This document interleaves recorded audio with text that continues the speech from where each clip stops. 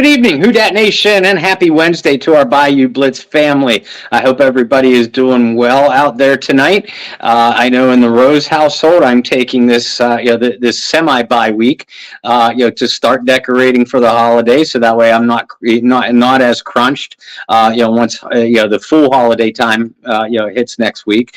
And to be fair, since I worked what feels like about 550 years in retail, in my opinion, the holiday season does not start until the day before Thanksgiving. At that point, I will acknowledge it is now the holiday time, Thanksgiving, Christmas lumped together. On that note, unlike the New Orleans Saints, who voluntarily took a 2-week bye, we, your hosts of the Bayou Blitz, Brendan Boylan and myself, we give you no bye weeks. We are still hard at work, and your mouthpiece for your Bayou Blitz podcast. On that note, good evening to my host and my friend, Brendan Boylan. Brendan, how's your not bye week? My not bye week. I think we just made an NSYNC song. No, it's good. I'm in Charlotte on a Wednesday. That's incredible. I don't know what the betting odds were on that. Brendan being home on a Wednesday. But man, it's been a long time. At least it feels like a long time since I've been home on a Wednesday. It feels like a long time since we've done a show on a Wednesday. Yeah. Or I didn't do a show from a hotel room. Or we had a night where we couldn't get on a Wednesday night while I was on the road. And I was in a different time zone, all these different things. So I'm just really happy to be home. Katie leaves for Disney World tomorrow. She's going to be checking out our wedding venue down there. Yes, get married at Disney World officially in October. Very cool, but I find it interesting that when you come home, she leaves. I just throw that out there. Yeah, I mean, she had this one on the schedule for a while, so it's not her fault. But she gets to check out the wedding venue. It's going to be a lot of fun. A lot more fun than the Saints on Sunday. But we'll get into that. I do want to throw out there real quick while I'm thinking about it. I already see some of you guys have been in the chat, so you literally just have to comment, and we're going to give you one of you guys this football at the end of the show. So all you have to do is comment. For those of you that already have, Trav, Eric, Jerry, DJ, you guys are automatically entered. Essentially, I'm just going to pick one of you guys. I'm going to give you guys an email. I'm going to say, email me. And I'm going to pick who it is, so you guys can't all email me at once and be like, I won, because I literally picked you. But we're going to be giving that out. So yeah, but let's chat Saints football. Do we really want to do that to ourselves today? You and Alan had a long night doing it last night, right? Yeah. Hey Dalton, what's up? Congratulations. You just got entered in a contest to win a football just because you commented. See how easy it is, guys? We like to be nice and kind here. Unlike the Saints to you guys on your Sunday afternoons. Eric says, guys, tell me that this nightmare will begin to end after the bye. We're actually going to get into that a little bit, but I do want to start here as Will makes his weekly appearance. Hey, buddy. So where to start with this game? Joshua Dobbs showed exactly what we were afraid of, and I got to tip my hat to him. I mean, there's not a lot of journeyman quarterbacks in the league that can find their third new home this year. Cleveland, Arizona, Minnesota. So third team this season, if you include the off season when he was the backup quarterback in Cleveland during the training camp. Third team this season, journeyman type of quarterback, and have that type of success out the gate. And had so much success. I mean, he's got Minnesota in a spot where he could be starting a playoff game at quarterback for the third team he's played for. So I got to tip my hat there. He played excellent. And I don't know, it's good to see. It's good even when it happens against the team you cover, the team you root for. It's nice to see stories like that because it doesn't happen all the time. The Saints offensively, I didn't think it could get any worse, Bob. It was offensive, that's for sure. I really didn't. It was pathetic. It was pitiful. I saw Pete Carmichael was ranked. I don't even know the website or the ranking system. It kind of came up on my timeline today that he's ranked like dead last amongst offensive coordinators. And I don't remember the scale that they used, but I was like, yeah, that's about right. Um, the same day that Michael Vick names like Alvin Kamara like a dream.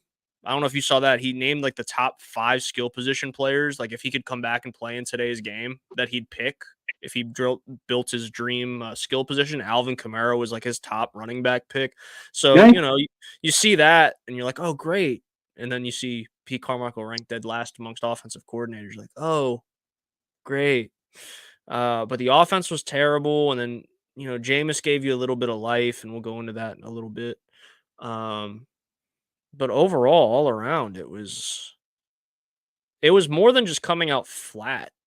Like there's a lot of times you can use that. Oh, they came out flat and they picked it up. It was one of those like they didn't look like an NFL football team for a Nope. little bit there. They looked like some colleges could compete with them. And that's a stretch. Like, let's be honest. If we're being realists here, no, but for the sake of this, like they looked terrible.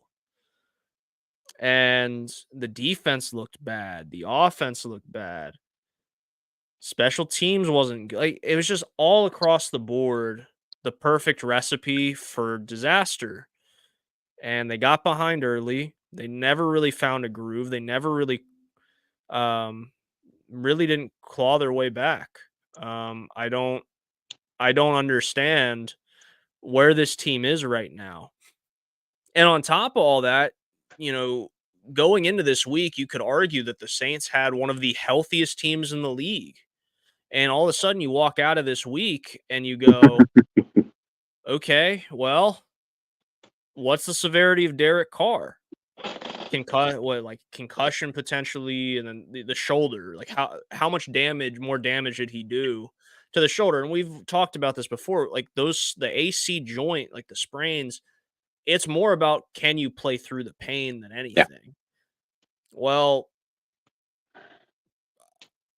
at what point do you go, hey Derek, like I don't need you to be Superman. Like you should probably sit this one out.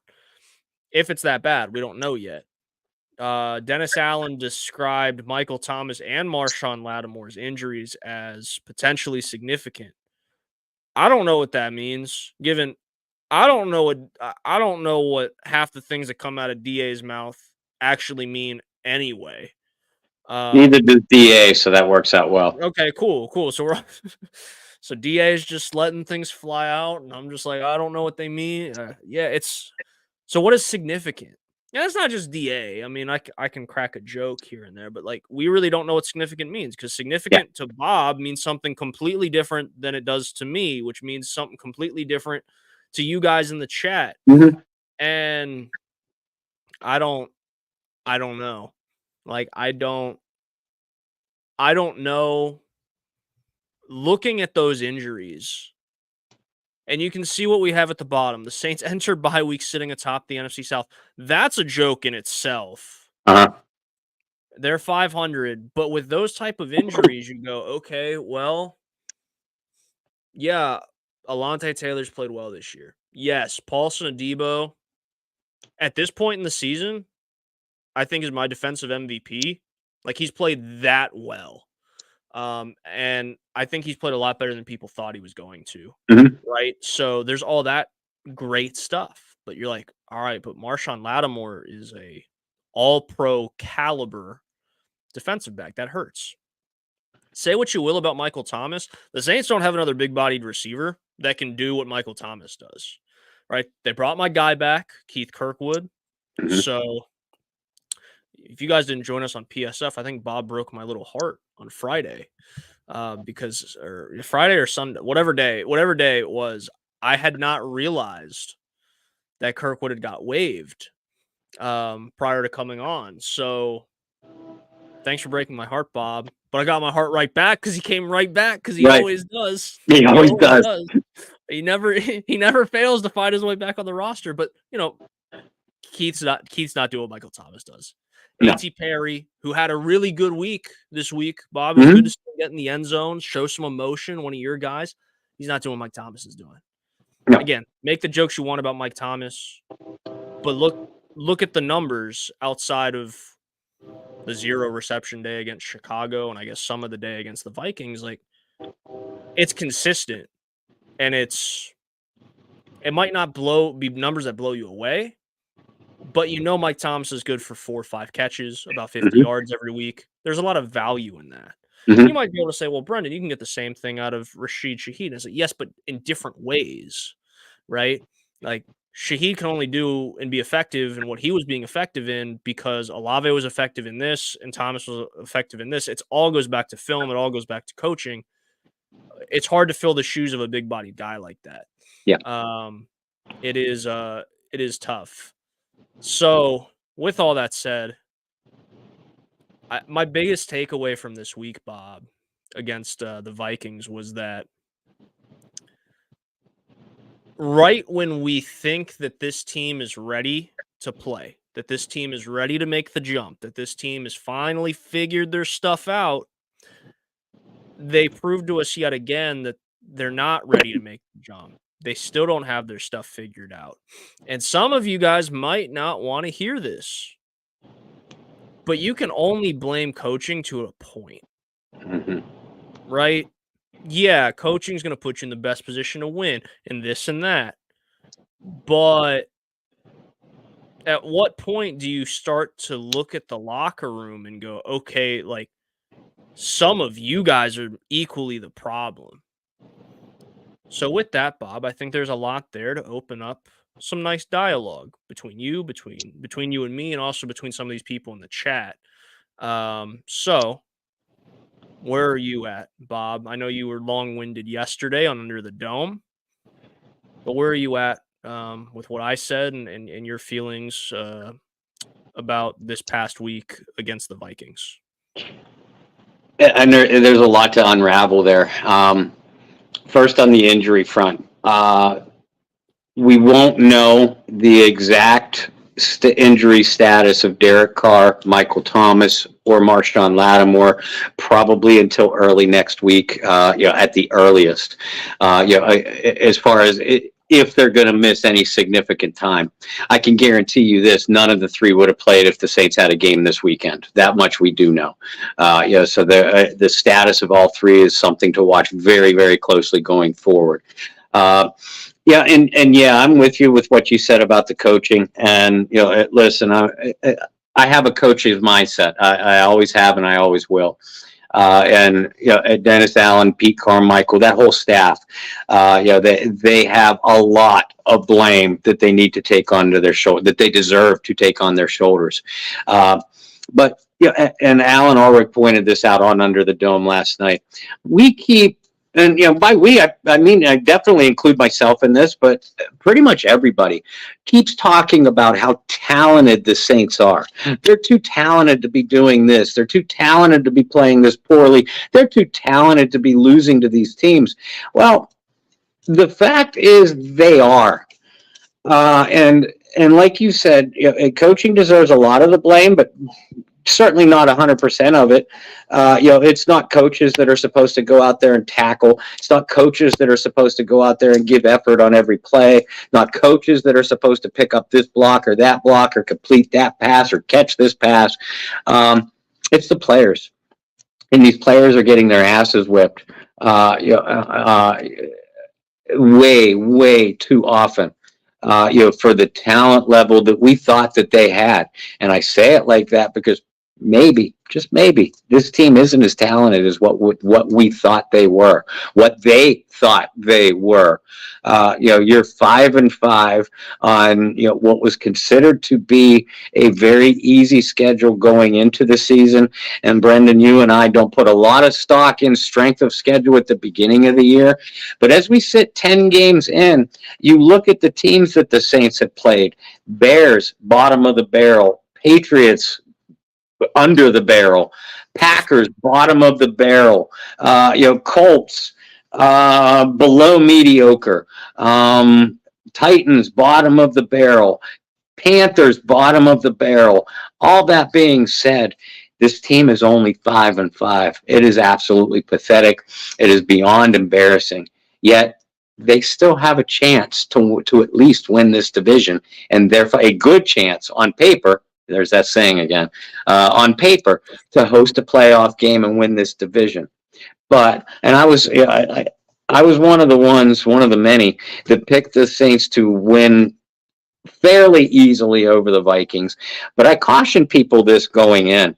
So you remember back in week 3 when the Green Bay Packers were missing 6 of their starters. Beware of the Minnesota Vikings, and we should have been. All of us, again, myself included, put way too much faith into a bad Saints team. I'm just going to call it for what it is, because the Saints got taken behind the woodshed by a third-string quarterback playing on his 7th team in 5 years and only with his current team for a week and a half. They were playing a Vikings team without their second leading rusher and who lost their leading rusher before halftime. A Vikings team that was without their all-pro wide receiver, that was without their number 3 wide receiver, that had their Pro Bowl tight end hobbled, that just tore them apart. Their left tackle hobbled, and a young defense that gave up a lot of young Vikings defense that gave up a lot of plays, a lot of big plays heading into last week's game, and all that. They got taken behind the woodshed and just absolutely embarrassed. My question to the New Orleans Saints is, are you embarrassed? Because I have my doubts that you even give a shit at this point. That's a great point. I think there's a lot of times there's a lot of athletes that get very content with where they're at. And the Saints could certainly look at this, and there's no finger pointing here. There's no calling anybody out, but guys who have fairly large contracts, guys that are getting paid regardless, guys that look at the standings and say, well, we're still first in the division. We're win the division, get in the dance. Like, it doesn't matter at that, once you're in, anything could happen. Well, at what point do you look and go, and you said it best, Bob, looking at the schedule. And I'm going to use a really old saying, one that you probably used with your athletes in your coaching career. One that What are I you know trying to say? well, I wasn't calling you old. I was about to point back to myself and say coaches used on me when I played. So, you know what? Fine, Bob. If you want me to say it, Bob's older than me by more than a few years. But you look at this and the schedule, and what's the difference between mediocre teams and good teams? What's the difference between good teams and great teams, right? It's finishing games and playing your best in winnable games, right? Winnable games are super important. And some of the years that the Saints were really, really good, 17, 18, 19, 20, that 4-year span, the Saints won a hell of a lot of close games. Mm-hmm. And won games they probably shouldn't have won. But I look at this, Bob, and I'm going to go through the losses with you and with the people listening and watching. Loss at Green Bay, 18-17. You could sit there and make it really easy and point and say, Groupie's got to make the kick and the Saints win the game. Right? You could say that. There's a lot of other things about that game that you could talk about. The fact that you were, winning by as much as you were, and let Jordan Love have, the comeback game of his career or whatever. Tampa Bay is kind of a wash. You kind of wash your hands of that. You weren't winning that football game. You looked terrible from the jump. At the Texans, you lose by a touchdown. Another game that was extremely frustrating to watch, but still one-score game to a team that is still trying to figure out who they are, even at this point in the season. Winnable game. Jaguars, Christian Kirk touchdown late in the game. Shouldn't have given that up. And then you had the drop in the end zone by Foster Moreau. Should have won that game. That's a one-score game. Last week against Minnesota, there was a lot of things that went wrong, but it was still a one-score game. And You could wipe your hands of that. But I just named 2 or 3 games that were listen, if you want to take Minnesota out of it because they played as bad as they did and they had injuries, okay, so be it. If you want to take the Bucks game out of there, so be it. That leaves you 3 games that are winnable football games that you lost, right? I hate the trap game words. I hate all that. At the end of the day, when you look at the schedule and you watch the film back and you go, we were 1 or 2 plays away from this being a different result, you're losing winnable football games. Mm-hmm. And you and I have covered this team for, well, at least for me, I'm coming up on almost 10 years covering this football team. And you got to be dang close if it's not the same. I think it's 8 for me. I took over not took over, but I joined Big Easy Believer early in 2016. So I was in 15, so I guess I'm in like 8, 9, somewhere in there. Anyway, I'm coming up on a decade with this football team, which is also crazy. We've seen bad football. Mm-hmm. We've seen football in like the 2015, 2016 seasons where it was they had no business even winning the amount of games that they did. Drew Brees won a lot of those games for them. And then you had those 4-year stretch where you saw good football and they won these winnable games. Right? And honestly, you could argue some of those teams less talented. Yeah. That word comes up again. Well, right. Right, talented on paper, that Madden ratings, all those things. This team on paper looks better with the personnel that they have, the veteran leadership they have, the nice sprinkle of youth and veteran leadership. They look better, but they're not winning these games that are winnable. Games where you put yourself in a position to win and somehow you piss it away. Right? When you're just being black and white about it, you piss it away. And then how much did we talk about last week, Bob? How big of an opportunity, and that we knew the players knew that, because if we knew that, the locker room has to know how important and how big of a game it was in Minnesota. For multiple reasons. Tiebreakers in the NFC against a team that's essentially battling the same position you are in the win-loss column, right? Huge. The fact that you could go into the bye week with a winning record and potentially 2 games up on the NFC South. Have your bye week and then go in and play the Falcons. That lines you up for a game where you could catapult yourself into sleepwalking your way to the NFC South. Mm-hmm. But it all started with playing your best game in Minnesota. And again, this is why a little bit ago I said you cannot put it all on coaching, right?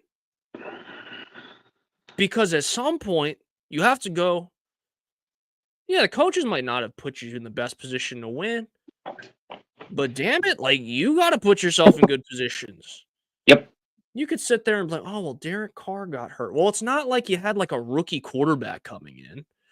You had a guy who was a starting quarterback for this team, Mm-hmm. at least at the start of the season, for the past 2 years.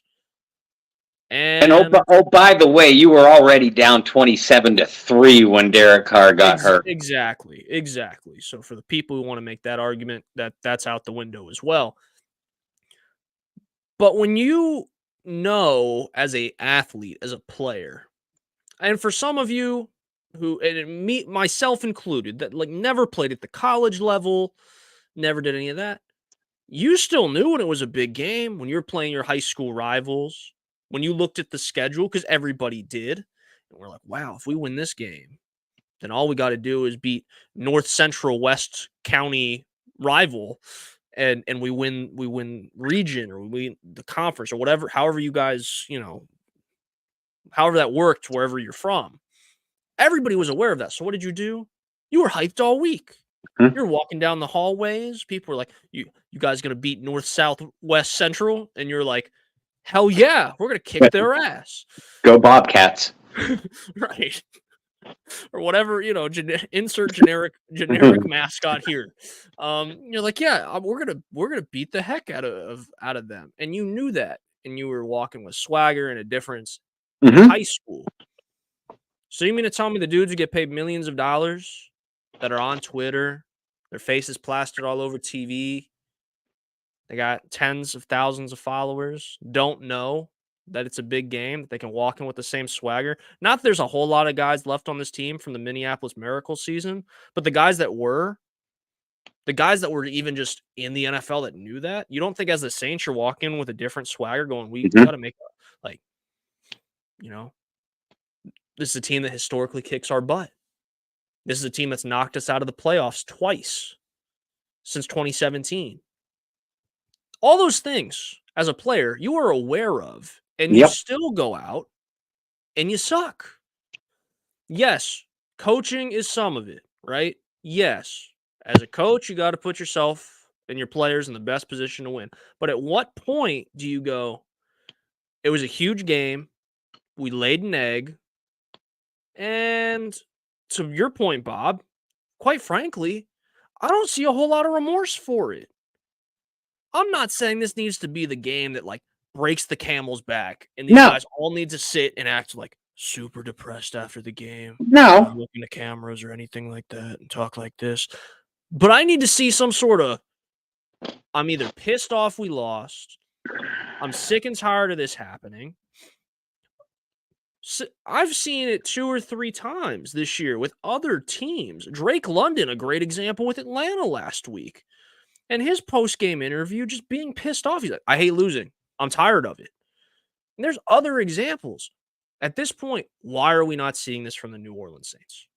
Yeah, and that's just it. All the things that you just laid out about the upcoming Vikings game. The Saints responded to all that with I'll use air quotes, a highly motivated performance of giving up 21 points and 217 yards in the second quarter alone to the Minnesota Vikings and allowing 4 of 6 on third downs.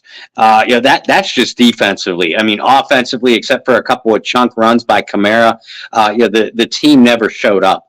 And again, I'm with you.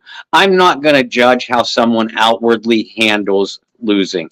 Not everybody is going to sit on the sideline sobbing or kicking stuff around on the sideline or swearing up a storm in press conferences. Everybody handles losing differently, so I don't judge them by that. I judge them on their week-to-week performance and the fact that they've gotten their asses handed to them like this on more than one occasion and nothing changes the following week. That's the issue that I have. That's why I'm accusing this team of not caring one way or another whether they win or lose. That's players, coaches, front office, even up to ownership and down to water boys. I see no care in this team, no fight in this team, and you can tell by the way they come out in games. The vaunted defense that that everybody was hearing and talking so much about over the last 5 games. This so-called vaunted defense has given up a first half average of 244 yards, 18.4 points, and 58% third down conversions in the first effing half. So you asshats on Facebook and Twitter that want to come at me for criticizing this defense over the last month, it's the offense's fault because they're going 3-0. The offense, I don't care how many 3-and-outs you go in the first half. The defense, you can't tell me the defense is tired then. Yeah, the offense has been beyond pathetic more weeks than not. But this defense that we've been talking so much about, and the defense needs to carry them to victory. They've done anything but. In fact, I'll go back to the week before's game against Chicago, and if it weren't for the offense playing pretty well in the first half, the Bears would have run them out of the building for because they were just tearing through the Saints defense. So do not tell me it's all Pete Carmichael's fault or all Dennis Allen's fault. It's the players on the field, and it's not just the offense. It's not Blake Groupie, for those of you who want to dump the kicker for whatever reason. It's this so-called defense that we've been lauding up and patting on the back too. It is every single person in that building. You show no heart, you show no fight, and frankly, I question whether you even want to be there. And I think the questioning of whether they want to be there, if they care. To some of you guys in the comments saying, "Why are you guys defending coaching?" Is I'm not. Who I'm is? not. We I'm aren't. saying, if anything, it's not just on the coaching. It's more of that. It's the classic Michael Jackson song. Like at some point, you have to look at the man in the mirror, and you got to ask him to change his ways, right? And that goes for coaches, but that goes for players too. Mhm.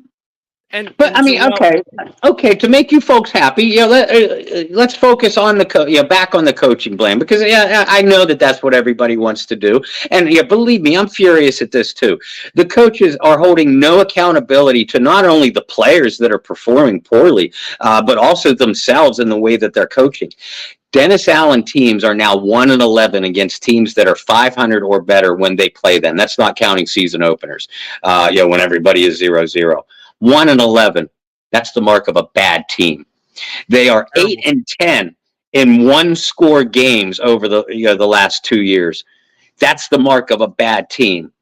They are 6-6 in games in the Superdome, which is supposedly one of the toughest places in the NFL to play. When you're only 500 at home, that's the mark of a bad team. You're only 3-5 in your division, in the worst division in football. 3-5 in it over the last 2 years. 1-3 against divisional opponents at home. That's the mark of a bad team. So yeah, you folks that want to blame solely the coaching, believe me, it is on them just as much as it is on the players. Neither Brendan or I are defending Dennis Allen, Pete Carmichael, or any coach in that building in any way, shape, or form. But where our point is, it's the players that aren't doing their job either. Everybody is at fault here. Again, I use this statement all the way from ball boys and water boys, all the way up to the owners, owner Mrs. Benson. Every single human being in that room and associated with this franchise is put on a shameful performance for the last 27 games. I want to get to this comment because it just made me laugh, because it means John is listening and paying attention. Saints need to move on from DA and bring on the head coach of the East, South, Central, Western Bobcats. Thanks. Appreciate that. Let's see. It's the coaching. What's the mark of a bad coach? You know what? I'll tell you the mark of a bad coach so Bob doesn't have to rant the whole show. The mark of a bad coach is a coach that went 4-12, 4-12, 4-12 a third year, got fired halfway through the third year in Oakland or whatever, and then has a losing record as a head coach in New Orleans as well. That's the mark of a bad coach. But no player wants to play or has the motivation to play and care and want to put their best foot forward and put the effort in to figure this out when you have a head coach that goes, "We just got to keep on doing what we're doing. Just got to keep on doing what we're doing. Got to keep on keeping on." We know there's a problem. We're going to fix it. Okay. Yeah, Ow. okay, so Ow. yeah, we haven't seen it, so how are we gonna fix it? I've played for fantastic coaches, right? I have played for coaches that you would die for, you'd run through a brick wall for, Mhm. and you just didn't have the talent on the team, and you have a terrible season, right? And the coach leaves or gets fired or whatever the politics of it is. And then you have a bad coach and you have a good year and you have a bad coach, but it leaves a super sour taste in the locker room, even at the high school level or whatnot. And you have a split locker room. And then what happens the next year? You might still have a good record. You still might make the playoffs, but it becomes like a cancerous environment. Hmm. Thankfully, I didn't have a bad coach and a cancerous environment. Or like I didn't have a bad coach, bad record, and a cancerous environment. I never had that, which is a blessing in itself. And I don't know how I escaped without that, to be honest. Because I had good coaching, great team chemistry, and a bad record. Or I had a bad coach, good team chemistry, cancerous locker room environment. You can have chemistry with guys and not like them. You can have chemistry with guys and not want to see their stinking face outside of the couple hours you got to be together Mhm. every day. I think the Saints are in a position where it's bad coaching, not poor record, and you're sitting at a little bit of, right? Like, do we have a weird locker room? I think so. At this point, I honestly think we do, looking at New Orleans, because not any of the off the field stuff. I'm not going there, guys, with the guys No. who've been arrested lately. I'm talking about the fact that this locker room to me, and this is me not even covering the team every day like I used to, I don't think this team knows who its leader is as a coach. I don't think this team knows who their leader is on the field, at least on the offensive side. I think the defense, it's pretty obvious. But on the offensive side, I think a lot of people assume Derek Carr is going to step in and be this big leader. And that hasn't really happened yet. And Derek's had problems with guys on the field. I think there's a lot of issues here. And unfortunately, all those things are leaking out onto the field, as it should, right?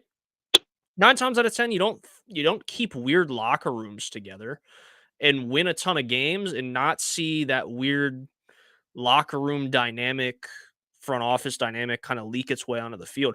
We're seeing all these negative things, and it's progressively getting worse because no one's stopping like the leak, right? It's just, we're going to keep doing what we're doing, right?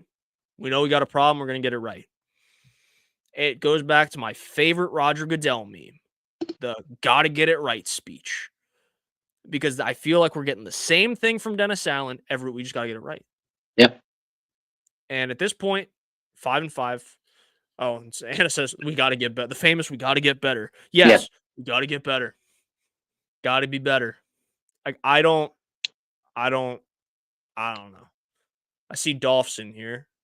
Dolph does some work with PSF as we do. His front office and ownership with no sense of urgency to get better or be better, to loyal to those who produced in the past but have not produced most recently the last 2 years.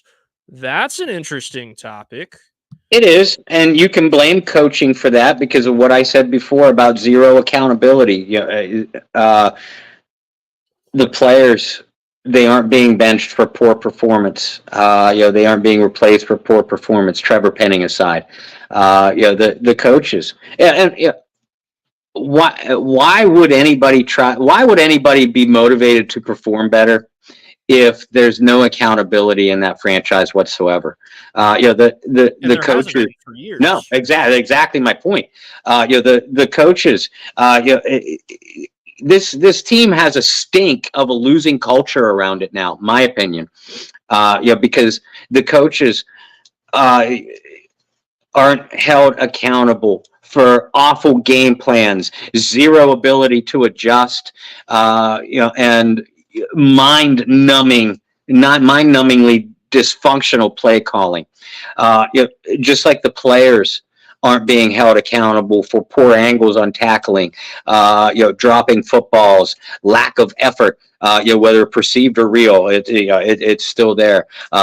Missing blocks, throwing off-target passes, fumbling the foot, et cetera, et cetera. We could go on and on. So again, the coaches aren't held accountable. The players aren't held accountable. So why would anything change? That's why, the people, and, Dolph, I'm glad you said it because I have too. I have people that follow Brendan and I on Twitter and Facebook that have been vocal about it. That the front, nobody's not enough people are criticizing the front office and ownership for putting this crew together and leaving them together. It's one thing to make poor personnel decisions.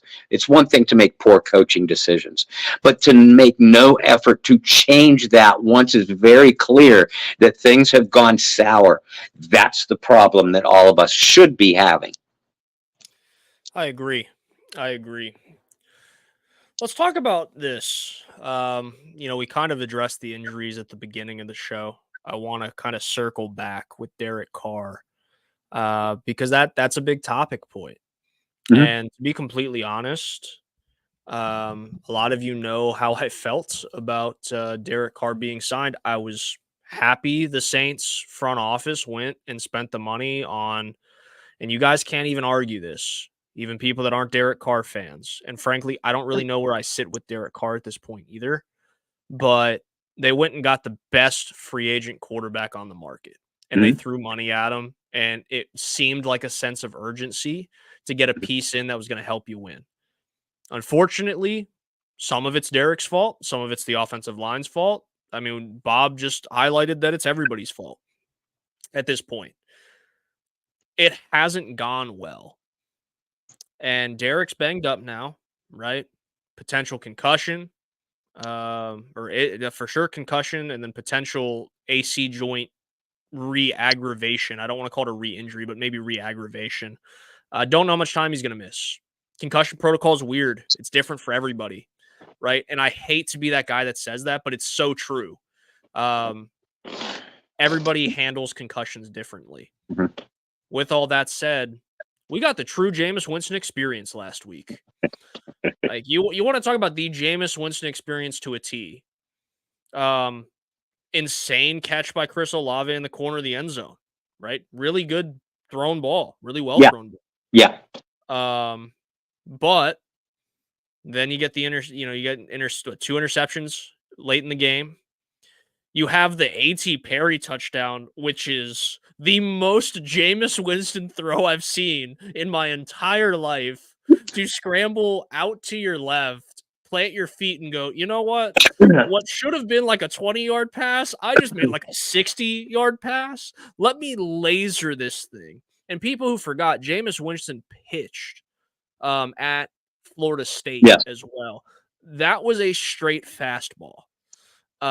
He went back to his baseball playing days and got that thing in there. And A.T. Perry made a hell of a catch as well.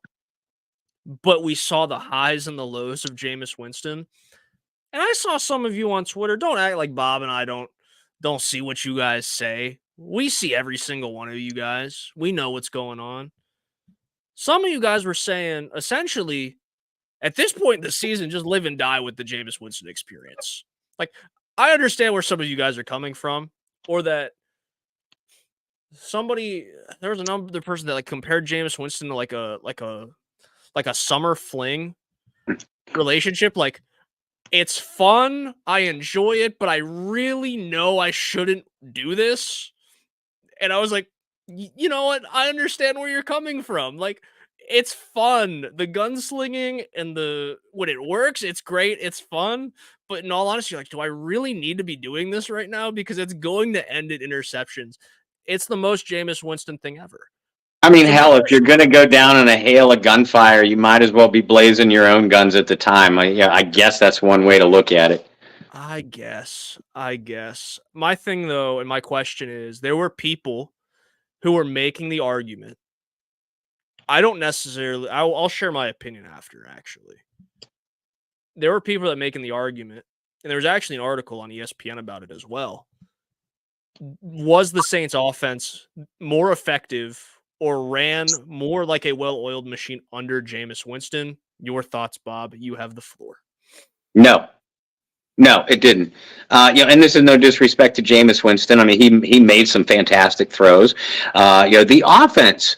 I found it interesting that the offensive players seemed to really respond to Jameis when he came into the game. Everybody seemed on that side of the ball seemed to get a little bit fired up, and they played with a little bit of fire in that second half. It got you excited for a minute. That the Saints, hell, in the fourth quarter, can the Saints pull this off? Can they really pull this off? And it started to give you that little tiny twinkle of hope. But you need to, anybody who did feel like the Saints offense ran more efficiently, once Jameis came into the game, I dare you and I challenge you to subject yourself to the punishment of going back and rewatching that game. And you really only need to watch two quarters. I don't hate anybody enough to make you watch all four quarters. Watch the second quarter with Derek Carr, and then the third quarter with Jameis Winston, third and beginning of the fourth. Jameis was making a lot of throws he shouldn't. A lot of throws into triple coverage. We all know about the two interceptions. He could have, frankly, should have, probably had two more. The play to A.T. Perry, while impressive arm talent and wonderful Wonderful effort by A.T. Perry. It was a ball that was literally a 50-50 ball from the time Jameis Winston left, from the time it left Jameis Winston's hands, and that any coach from Pee Wee level all the way up to retired Hall of Fame NFL coach will tell you, I never, ever want to see my quarterback make a throw like that, ever. And I guarantee you, any coach worth a salt on the sideline, you'll notice I didn't say the Saints coaches, but any coach worth a salt on his side on the sideline, no matter who your quarterback is, it could be Patrick Mahomes, it could be prime, John Elway in his prime. When the quarterback makes a throw like that, the coach is screaming into the headset, "What the f are you doing?" And if the end result is what it was on the particular pass to A.T. Perry, then the coaches are like, "Oh my God, great play! Never do that again. I promise you." And then other throws. By that point in time, again, the Saints were behind 27-3. Minnesota was playing a little bit softer coverage. Not blitzing Jameis quite as much as they were blitzing Derek Carr, which Brian Flores is usually a reckless coach anyway, a defensive style that I love. But still, they sat back a little bit. They left a few of the underneath throws, for Jameis Winston, that they really didn't give time for Derek Carr, to let develop. And please don't think I'm making excuses for Derek Carr. That man played like a Pop Warner, backup quarterback, against the Minnesota Vikings. But did I necessarily think that there was a big offensive change when Jameis Winston came into the game? In effort, yeah, it looked like the offensive players gave a lot more effort.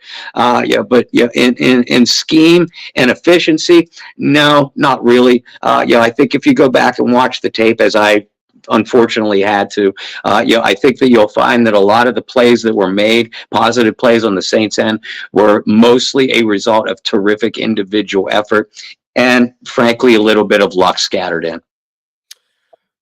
Yeah, you guys who have followed us for a while know where I sit with Jameis, and I still don't think he got a fair shot at it. I know injuries are a part of it. Don't get me wrong. For you first timers here, I get injuries are a part of the game, and you can lose your job because of an injury, regardless of what people say. I still don't think he was given a fair go. I think that tore up the locker room a little bit last season, and I think there was a comment in here asking, "Do we think that DA lost the locker room?" I think the DA lost the locker room last season. I think the sticking with Andy Dalton became very evident as the season went on last year. I don't know if he's ever fully recovered from that.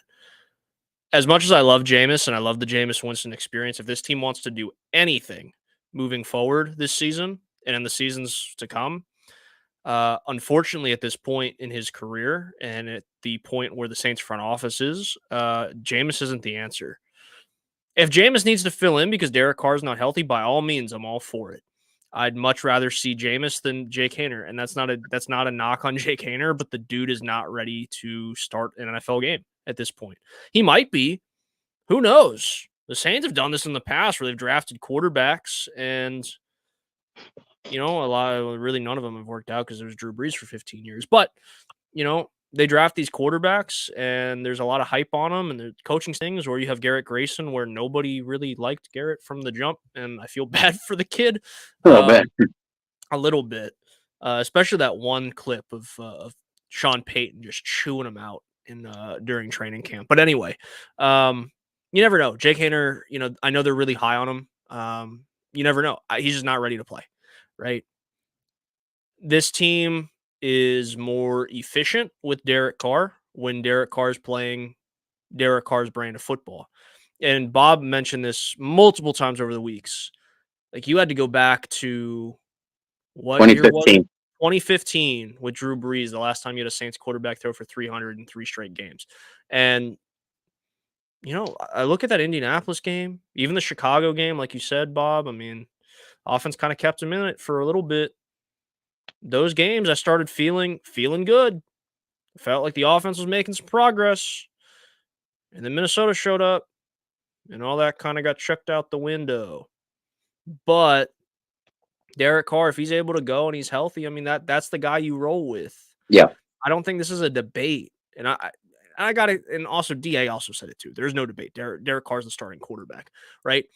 Yeah, and it really doesn't matter what we think. It's very clear that the Saints believe that Derek Carr is the man. They invested in him, and they're not going to give up on that investment after 10 games. That's just that's the reality. Whether it's right or wrong, whether you believe Jameis could do a better job, or Taysom could do a better job, or Hayner could do a better job, it's irrelevant because the Saints are going to stick with Derek Carr.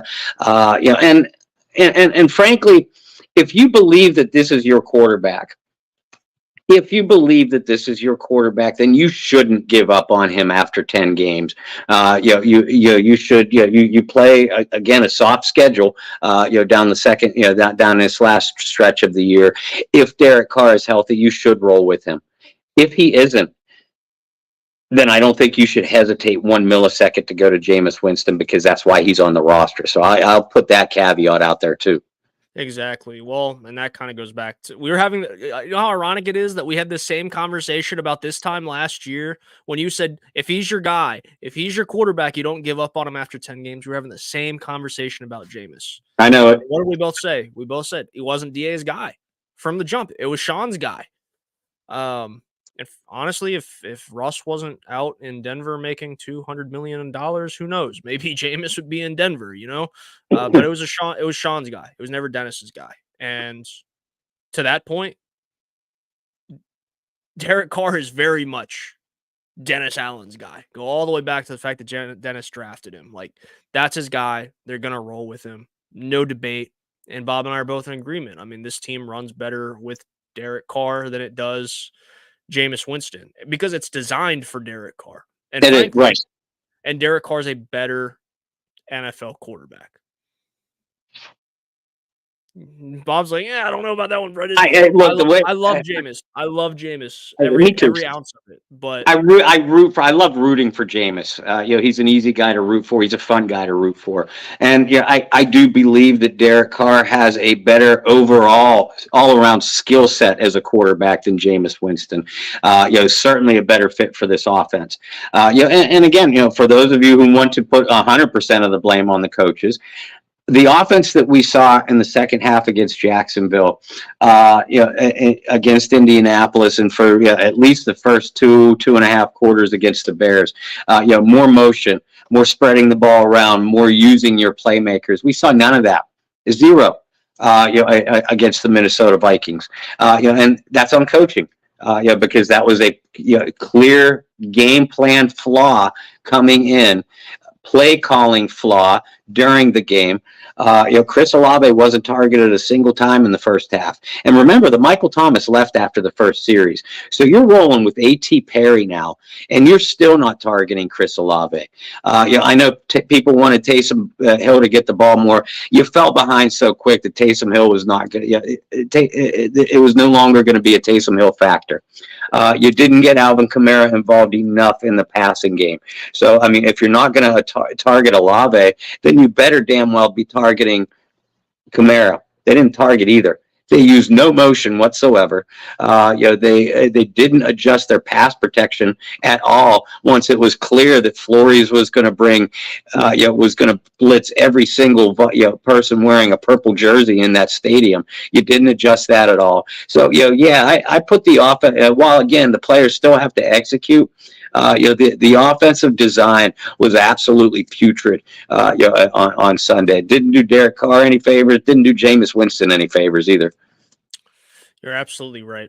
Absolutely right on that. Let's talk about the schedule moving forward while we have our last little bit of time.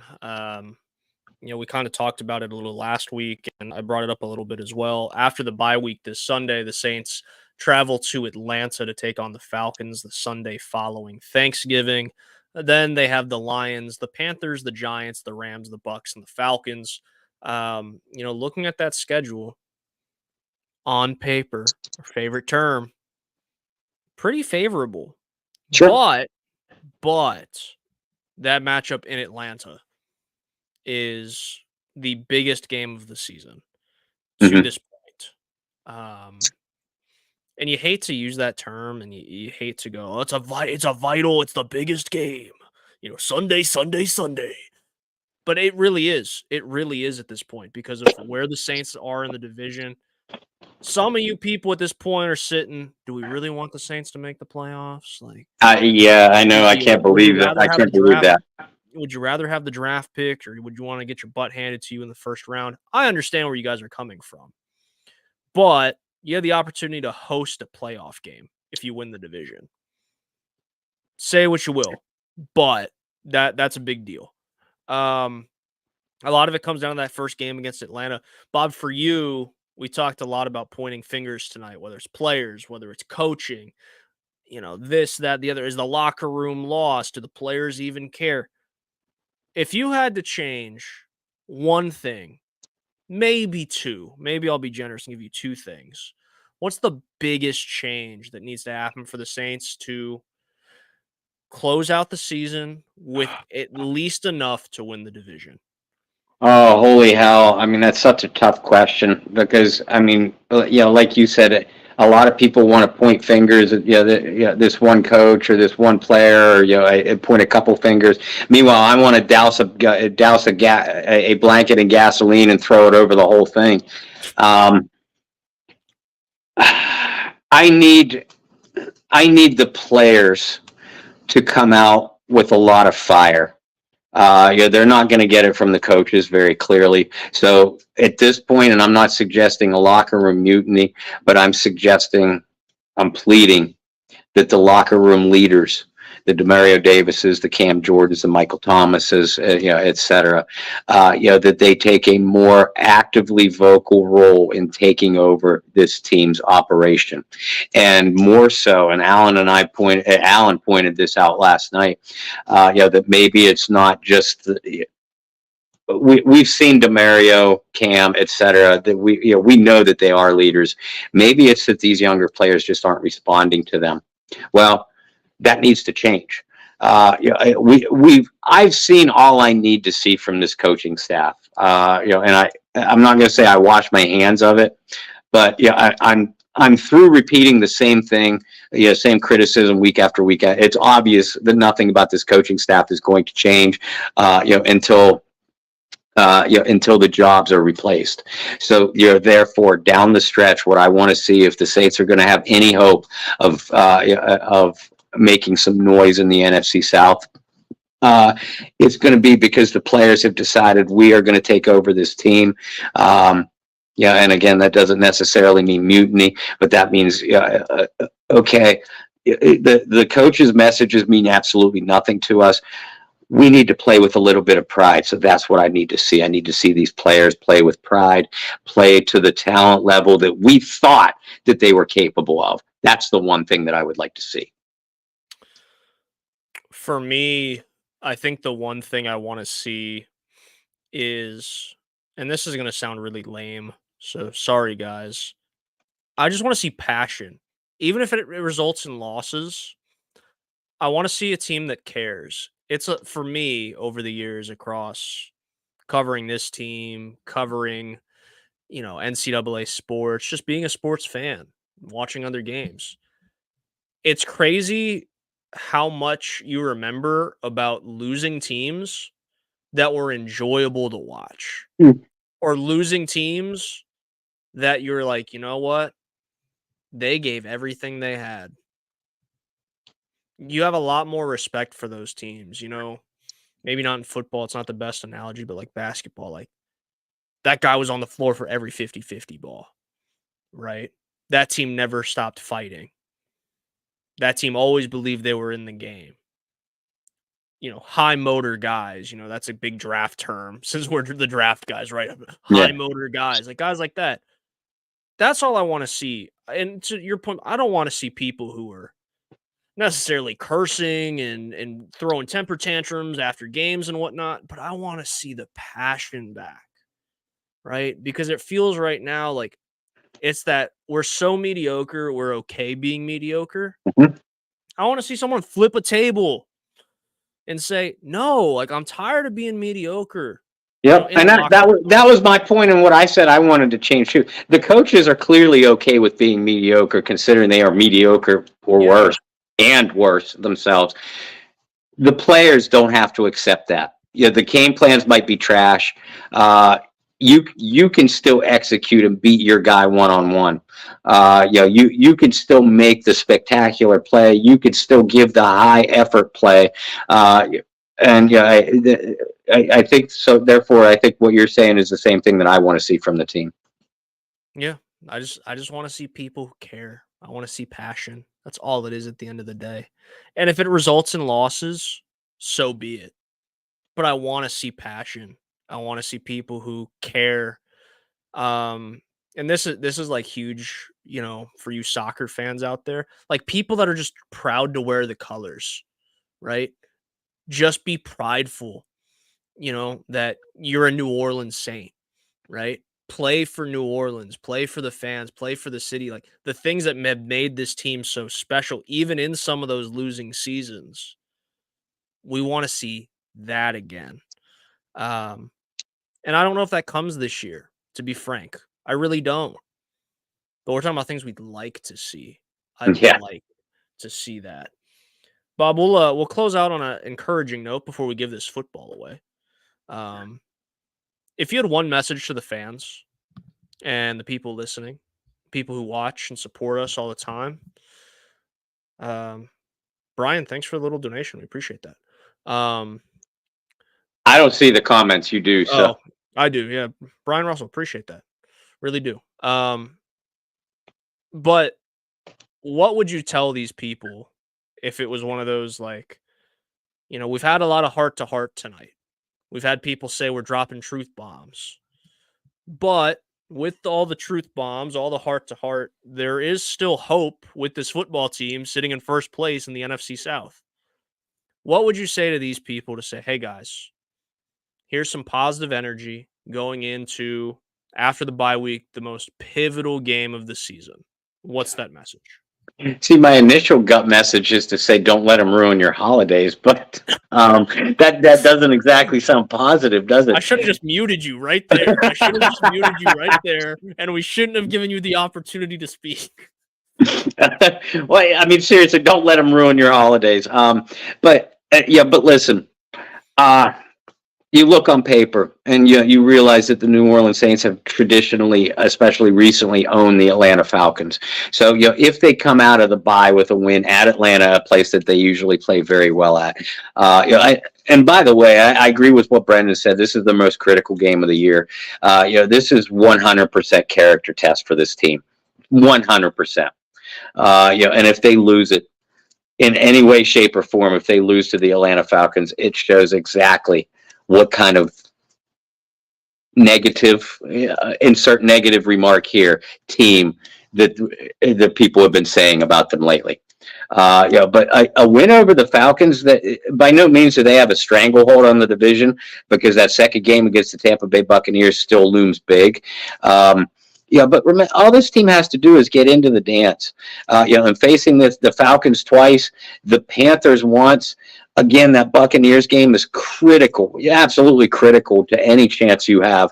And you face the New York Giants. I know that's 5 games right there. That even if you win 4 of them, you're sitting at potentially 8 and 9, and that's if you lose to the Detroit Lions, and I think that they will. And if you go to Los Angeles, traditionally a house of horrors for this franchise, and you lose, if you sweep Atlanta, if you beat Carolina, if you beat the Giants, and if you win that must win against Tampa Bay as well, that's 5 games. That puts you at 9 wins. That's what a lot of people thought that would win this division this year. So, and I'm not saying that I'm not calling this team a playoff team. I'm not saying that they are deserving of a playoff team, but a lot of things could change over the next 3 or 4 weeks, let alone the remaining 7 weeks of the season. So, I mean, if you're a true Houdat and a true Saints fan through and through, just get whatever enjoyment you can out of these games. Look at it this way, and I know this is easier said than done because I'm a fanatical sports person myself, be a player, coach, media member, fan, doesn't matter. I'm fanatical myself. Try not to make yourself care more than the players on the field. Once you realize, and watching this team, this is the way I feel this year, and I've said it a couple of times. I'm like, it's friggin' unfair that I care more about the outcome of the game than the players who are getting paid millions to do it care about it. So again, this sounds negative. Don't let that happen, and just realize that a game or two, laid out in front of them, and this team could potentially go on a winning streak. And if they don't, you still have a family for Thanksgiving, and you still have a family for Christmas. So I mean, that's as positive as I can be. And on a very negative night. Mm, mm. All right, guys. Well, Bob left you guys with a positive note. So I'm going to continue in the Christmas spirit, even though it's November. We're going to give this away. So, Bob, I'm going to make this really easy on you. 1, 2, or 3. My college number, or my high school number was 3. My college number was 2. I'm going to go 2. 2. Eric Howard, you have won the football. Congratulations. Congratulations, Eric. Yeah, Eric's in here like all the time too. So Yes. I'm glad it's going to Eric. So Eric, if you will do me a favor, I know you're going to be in here next week as well. So just in case he's already logged out, because I saw a comment that he was telling everybody to have a good night. Eric, if you're still here, all you got to do is shoot me an email directly. My email is my last name, Boylan, Boylan, broadcasting @gmail.com. So if you'll send me an email, just let me know where we're shipping this, and it's yours. And if I don't hear from you over the next week, we'll try again next week. Because I know you're going to be here, because you're here every week. So I can't think of someone more deserving for the football, which means, Bob, I guess you picked pretty well. Yeah, and we got some wonderful loyal fans. I would love for us to be able to give something to each and every single one of you. You guys have been terrific, even in a very frustrating, infuriating type of year. A lot of y'all are with us week in and week out, no matter what day, what time we move our show to. That is true. That's love, and believe it, Brendan and I feel it. Feel it from you. I hope you guys feel it back. Hell, now that you guys know that I can't see the comments unless Brendan manually puts them up, you can let loose your frustration and call me every name in a book, and I'd never know. That's my gift to you. I will still put them up. Well, maybe not. Maybe not. If you guys put a nice enough, or I guess mean enough comment, maybe I wouldn't put it up. And we could all just joke about it in the chat, and Bob would have no idea. I'd make subtle references to it throughout the show. With that said, Bob, it's a bye week, but we don't take bye weeks because we're here tonight. You have tons of articles coming out. So where can everybody catch you and your work with the Saints News Network? Folks, thanks again for tuning in to our non-bye week. We appreciate it, and again, nothing but love for you. You can follow me and my works, Bob Rose on Facebook, at Bobby R 2613 on Twitter.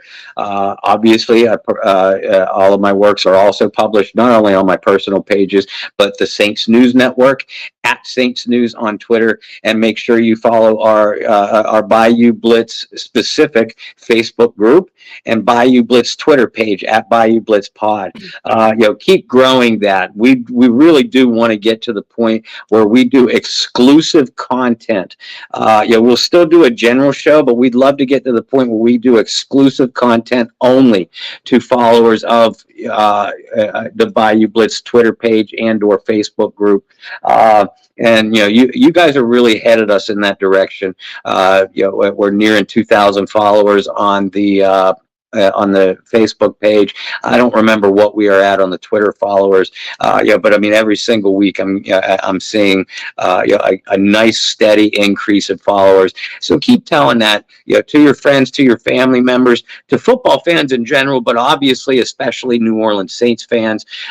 We feel like the Bayou Blitz, your Bayou Blitz podcast, is right up there on par, quality wise, content wise, with any show out there that you see weekly or daily. We just ask that you keep it going. You have a voice, and this is it. For myself, you can follow me on just about everything at BT Boylan. I dropped that email in there, Eric, in the comments, but I'll say it out loud again. It's my last name, Boylan broadcasting at gmail.com. Just shoot me an email, just in the subject line, just say Bayou Blitz football, something like that. So it doesn't get lost, because emails get lost. Let me know we're sending it, and we'll be happy to send it to you. Like I said, you can follow all me and my stuff at BT Boylan. Make sure you follow the Bayou Blitz on Twitter at Bayou Blitz Pod. Join the Facebook group. You were right, Bob. We are really close to 2,000. It's like 1.97 or something Wow. like that. So we're really close. So if you guys will do that, it would be great. And like Bob said, we'd love to put some exclusive content out there as well. Exclusive content you don't have to pay for. Everybody wants to make people pay for exclusive content now. We just want enough of you guys in there to, reward you guys a little bit. I mean, we'd like someone to pay us, but not necessarily you folks. Hint, hint. I'm gonna keep my mouth shut on that one, Bob. That's not one these good people need to know about. Just kidding. I'm just kidding. Well, guys, we really appreciate you guys. We will be back next Wednesday to chat it up a little bit more. Eric, glad you got the email. Congrats on winning. We'll get that out to you some way, somehow. Also, let us know if you want us to put a little message on there or something. I'd have to ship it to Bob and ship it back, or we'll figure it out. We didn't make this easy trying to be, broadcast partners that live hundreds of miles away from each other. Yeah. But nonetheless, we appreciate everything you guys do. We'll be back next Wednesday for another edition of the Bayou Blitz podcast. Until then, that's Bob Rose. I'm Brendan Boylan. Find some peace, spread love, practice positivity. We'll see you next week. Metal.